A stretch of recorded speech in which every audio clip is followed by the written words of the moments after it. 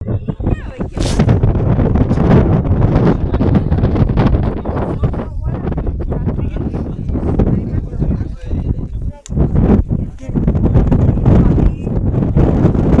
झालेलो आहोत, पण असं वाटतंय की आपण अगदी जगाच्या टॉपला आहोत. म्हणजे अगदी राजासारखं फिलिंग येतंय.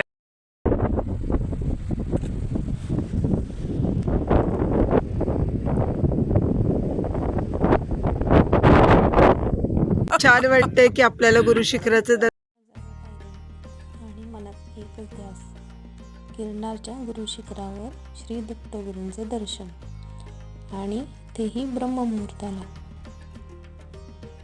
त्या रात्री पायऱ्या चढत असताना आम्हाला खूप वेगळे आणि अद्भुत अनुभव आले. पण आम्ही चालतच राहिलो, कारण त्या अंधाराच्या पलीकडे काहीतरी दिव्य आमची वाट पाहत होते.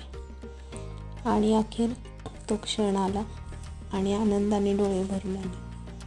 तर हाच आमचा गिरनारचा प्रवास मी तुमच्यासोबत शेअर करत आहे. नमस्कार, मी सुचिता. हा प्रवास इतका सोपा नव्हता. खूप अडथळे आले, पण त्या अडथळ्यांवर मात करत आम्ही अखेर गुरु शिखरापर्यंत पोहोचलो. तर हा आमचा प्रवास कसा झाला याबद्दल मी तुम्हाला थोडक्यात सांगत आहे. तर आम्ही 2 डिसेंबरला गिरनारला जाण्यासाठी निघणार होतो. पण अडचणी बघा, आमची येतानाची सर्व ट्रेनची रिझर्वेशन तिकिटे कन्फर्म होती, पण जातानाच अगदी त्या वेळपर्यंत वाट बघितली, पण ते काही कन्फर्म झाले नाही. मग आता काय करायचे, कारण सांगलीहून 3 जणी येणार होत्या आणि मी पुण्यातून जाणार होते. पण तिकीट कन्फर्म नसल्यामुळे कसे जायचे. मग अखेर आम्ही दुसऱ्या दिवशी तात्काळमध्ये रिझर्वेशन केले आणि आमचे जायचे नक्की झाले. तर आमचा प्रवास पुणे ते दादर, आणि दादरपासून नंतर आम्ही बँड्रा स्टेशनला पोहोचलो आणि तिथून आमची बँड्रा ते जुनागडपर्यंतची ट्रेन होती. असा आमचा 13 ते 14 तासांचा प्रवास झाला. प्रवास खूपच छान झाला, कारण आम्ही चौघी अगदी छान गप्पा मारत, एकमेकींचे काही अनुभव शेअर करत प्रवास कधी संपला कळलेच नाही. आमच्याबरोबर एक डॉक्टर मॅडम होत्या. त्यांच्याकडून देखील खूप साऱ्या हेल्थ टिप्स मिळाल्या आणि आयुर्वेदाबद्दल त्यांनी खूप अशी छान माहिती दिली. अशा सर्व गप्पा गोष्टी करत प्रवासाचे 13-14 तास कसे गेले कळालेच नाहीत. आम्ही पहाटे 4 वाजता जुनागडला उतरलो आणि तेथून जवळच असणाऱ्या एका आश्रमात गेलो. तेथील वातावरण खूपच प्रसन्न आणि भक्तिमय होतं. त्यानंतर आम्ही फ्रेश झालो आणि जाताना 5000 पायऱ्यापर्यंत रोपवेने जायचे असे आमचे ठरले होते. पण त्या दिवशी खूप जास्त वारे असल्यामुळे रोपवे बंद करण्यात आला. मग आम्ही रात्री चालतच पायऱ्या चढण्याचा निर्णय घेतला.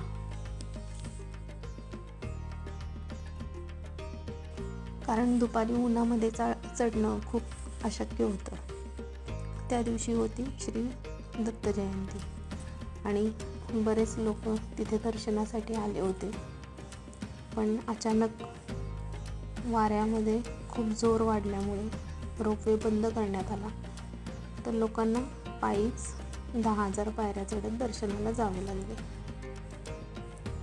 तर आम्ही त्या दिवशी मग सोमनाथला जाऊन तेथील दर्शन करून आलो आणि रात्री 8:30 वाजता आम्ही गिरनारवर चढाई करण्याचा निर्णय घेतला.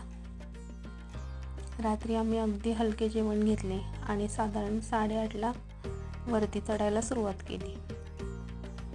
पहिल्या पायरीला पूजा केली आणि श्री दत्तगुरूंचा आशीर्वाद घेऊन आम्ही आमचा पुढचा प्रवास सुरू केला. पण यासाठी शरीर आणि मन मजबूत असणं अतिशय गरजेचं असतं.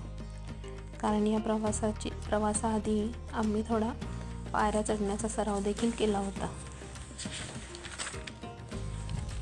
आम्ही चढायला सुरुवात केली.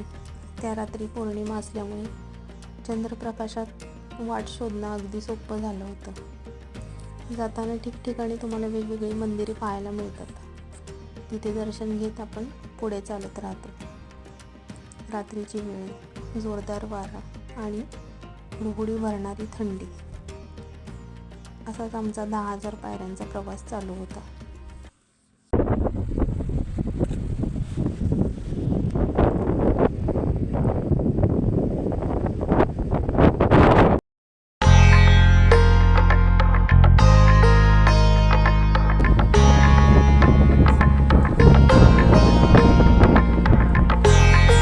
गोरक्षनाथ आणि गुरुशिखर ही दोन्ही दर्शन घेऊन परतीच्या प्रवासाला निघणार आहोत.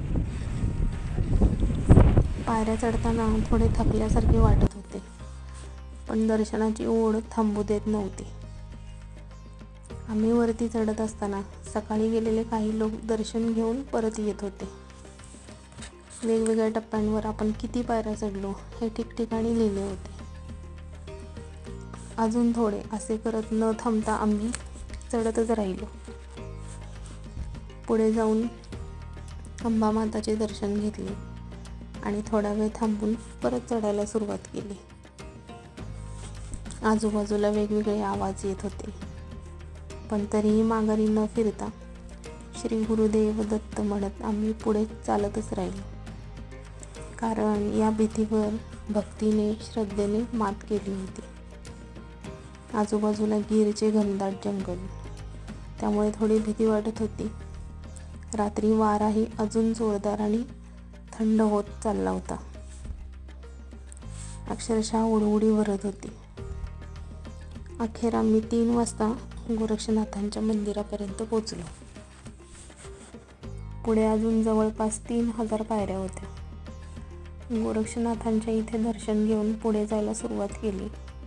एवढ्यात अचानक इतका जोरदार वारा सुटला की आमचे पुढे जाणे अशक्य झाले. आता गोरक्षनाथाच्या थोडेसे जवळपास पोहोचत आलोय आणि त्यानंतर आम्ही सगळे जाणार आहोत गुरुशिखरला. 6,000 पायऱ्या चढून आलेलो आहोत, दमछाक झालेलो आहोत, पण असं वाटतंय की आपण अगदी जगाच्या टॉपला आहोत. म्हणजे अगदी राजासारखं फिलिंग येते. खूप छान वाटतंय की आपल्याला गुरुशिखराचं दर्शन घ्यायचे. त्यामुळे जे काही थकावट होती ती सगळी निघून गेली आणि लवकरच काकड आरतीला पोहोचायचा आमचा विचार. तिथेच थांबण्याचा निर्णय घेतला, पण दर्शन घेतल्याशिवाय खाली उतरायचे नाही असा एक मनात निश्चय होता. मग आम्ही वाऱ्याचा वेग थोडा कमी होण्याचा वाट पाहू लागलो. थोडा वाऱ्याचा वेग कमी झाल्यावर आम्ही पुढील प्रवास सुरू केला. शेवटच्या टप्प्यात दोन्ही बाजूला दरी, जोरदार वाहणारा वारा आणि 1500 पायऱ्या खाली उतरून परत वरती चढावे लागते. पण तो टप्पा चढत असताना बाकी कशाचीच आठवण होत नव्हती. ना भूक, ना तहान, फक्त गुरुशिखर दिसत होते. आपल्याजवळ काय आहे, काय नाही याची देखील चिंता नव्हती. आणि अखेर तो क्षण आला. समोर गुरुशिखर दिसत होते. घंटानाद ऐकू येत होती. 10,000 पायऱ्या चढताना झालेला त्रास पूर्ण विसरला गेला आणि डोळ्यात आनंदाश्रू होते. मग आम्ही आत जाऊन दर्शन घेतले. त्यावेळी अजिबात गर्दी नव्हती. आमचं खूप शांततेत आणि खूप छान दर्शन झालं. आणि हा क्षण शब्दात नाही व्यक्त करू शकत. तो अनुभव प्रत्येकाने एकदा येथे येऊनच घ्यावा. मग दर्शन घेऊन आम्ही खाली उतरायला सुरुवात केली. त्यावेळी एक नारंगी गुलाबी छटा आकाशातून डोकावू लागली आणि आम्हाला उगवत्या सूर्याचे दर्शन झाले.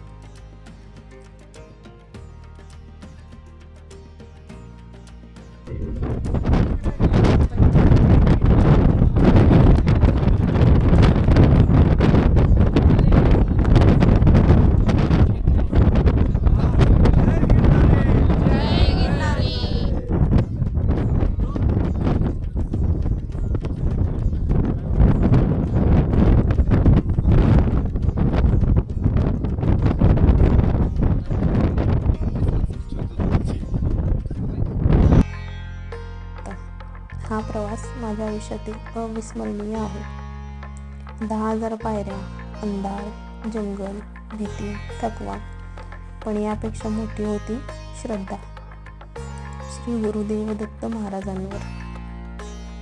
या प्रवासाने मला एक गोष्ट शिकवली की गुरुदत्त सदैव आपल्यावर कृपा ठेवतात. भीतीवर श्रद्धा नेहमी जिंकते. या गोष्टी कधीच प्लॅन करून होत नाहीत. हा अनुभव मी आयुष्यावर विसरू शकत नाही. खूप काही शिकवले या प्रवासाने. श्रद्धा, विश्वास, भक्ती. त्यामुळे विश्वास ठेवून चालत राहा, नक्की यशापर्यंत पोहोचता. धन्यवाद. श्री दत्तगुरु महाराजांची कृपा तुमच्यावरही सदैव अशीच राहू दे. जय श्री गुरुदेव दत्त.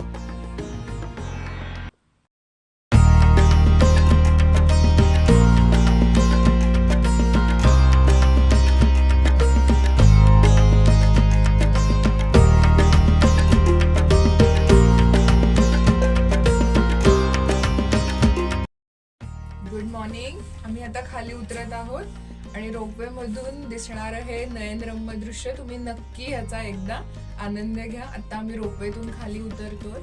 प्रचंड मोठे दगड, त्याचबरोबर असणारी हिरवळ, हे खूप बघण्यासारखं आहे. नक्की एकदा येऊन जा.